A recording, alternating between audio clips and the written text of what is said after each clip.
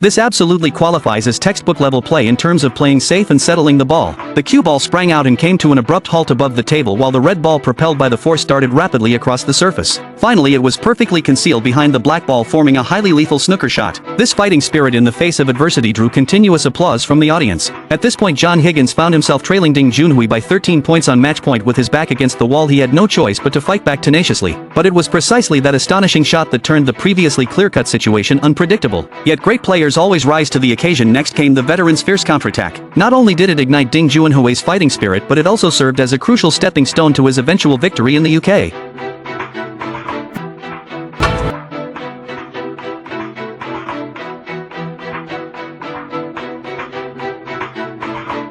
Tended to clear the ball with a two-cushion shot, but unfortunately the force and angle were slightly off and he failed to execute it. Despite being penalized 4 points, he still held a comfortable lead and didn't need to take big risks to clear the ball. As an Asian player who achieved tremendous success right from the start of his career, Ding Junhui undoubtedly faces suffocating pressure. Without having experienced too many failures and setbacks. Having not experienced many setbacks before he shed tears on stage after losing to Ronnie O'Sullivan at the 2007 Masters. It was precisely because of that defeat that he failed to win the championship and faced harsh criticism from some extreme fans. However, Ding Junhui did not let the negative criticism get him down. Instead, he worked hard to adjust his mindset and condition. He is determined to prove to the world at this year's UK Championship that he can carve out a place for himself in British snooker.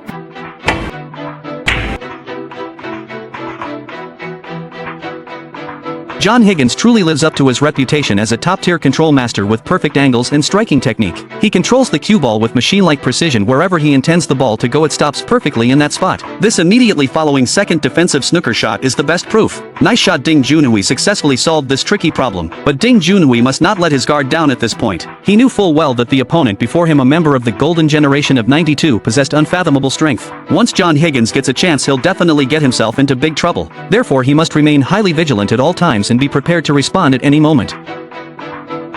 Kick the red ball away and the cue ball glides smoothly straight toward the top of the table. The final setup left a difficult situation with the cue ball and object ball far apart. These relentless and tricky defensive challenges kept Ding Junhui under immense pressure throughout. But can Ding Junhui once again successfully clear the ball and escape? Let's continue watching. No problem, a perfect chip shot successfully cleared the ball. It must be said that when Ding Junhui first made his mark on the British snooker scene, the competitive environment was extremely tough. Because the golden generation of 1992 was at the peak of their careers at that time, each of them dominated the snooker scene for a long time with their signature skills. Moreover, fans have long grown accustomed to seeing these familiar faces win. Therefore, Ding Junhui's sudden rise initially met with resistance and hostility from many people. Some even once believed that this Asian player had no chance of competing at the highest level of snooker's 3 major tournaments. But unexpectedly, under immense pressure, he managed